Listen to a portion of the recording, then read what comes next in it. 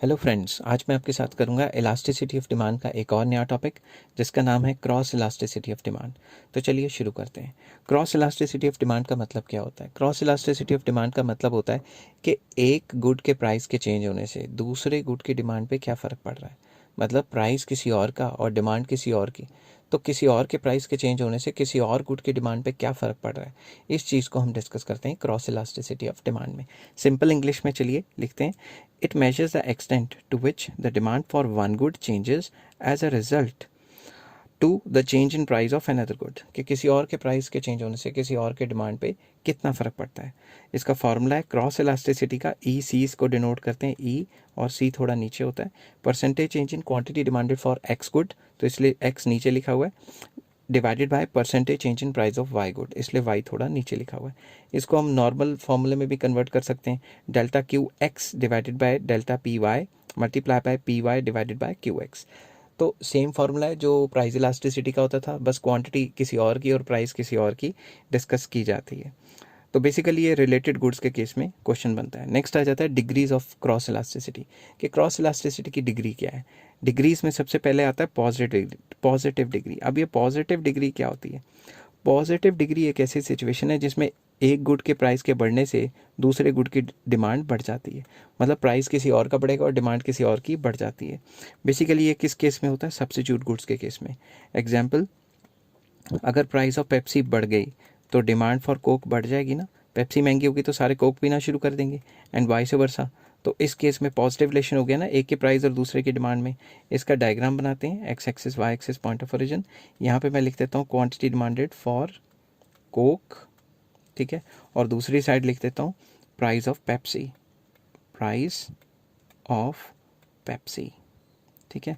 अगर मैं इसमें पेप्सी का प्राइस बढ़ा दूं, मतलब पेप्सी महंगी हो गई, पहले मैं ये शो करता हूँ कि पेप्सी का प्राइस इतना था और कोक की क्वांटिटी डिमांडेड इतनी थी।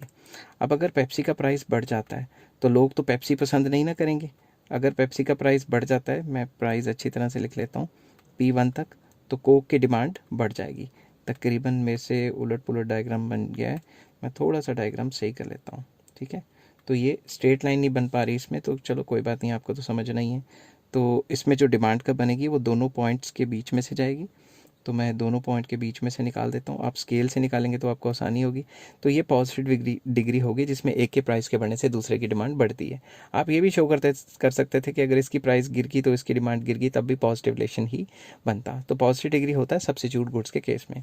नेक्स्ट चलते हैं नेगेटिव डिग्री। नेगेटिव डिग्री कहती है कि एक का प्राइस, अगर प्राइस ऑफ ए बढ़ता है तो डिमांड फॉर बी गिरेगी, एंड वाइस वर्सा। तो इसमें नेगेटिव रिलेशन की बात होती है।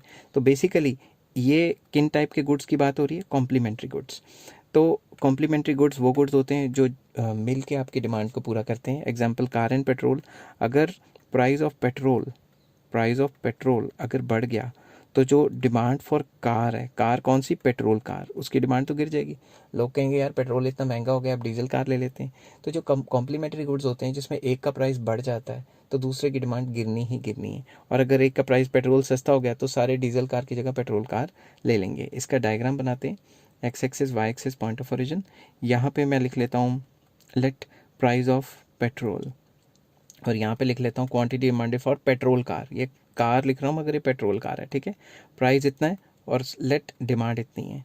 अब मैं कलर चेंज करता हूँ और इसमें आपको दिखाने की कोशिश करता हूँ कि अगर पेट्रोल का प्राइस बढ़ गया तो पेट्रोल कार्स की डिमांड जो है वो कम होने वाली ही है, कम होगी ही होगी। अब इन दोनों पॉइंटों में से जो डिमांड कब बनेगी उसको मैं बता देता हूँ। डी डी, ये नेगेटिव स्लोप जा रही है, मतलब price of petrol and quantity demanded for car में नेगेटिव रिलेशन है। थर्ड सिचुएशन आ जाती है जिसके अंदर हम कहते हैं ज़ीरो इलास्टिसिटी या zero degree, zero cross elasticity. Basically ये एक ऐसी सिचुएशन है जिसमें एक का प्राइस बढ़े या गिरे दूसरे की डिमांड कांस्टेंट रहती है, उस पर कोई फ़र्क ही नहीं पड़ रहा। ये तब होता है when the goods are not related to each other, जब गुड्स का आपस में कोई लेना देना ही नहीं है। फॉर एग्जाम्पल, अगर मैं प्राइस ऑफ कार बढ़ा दूँ तो डिमांड फॉर पेन पे क्या फ़र्क पड़ेगा? कोई फ़र्क नहीं पड़ेगा, क्योंकि कार और पेन का आपस में कोई रिलेशन ही नहीं है।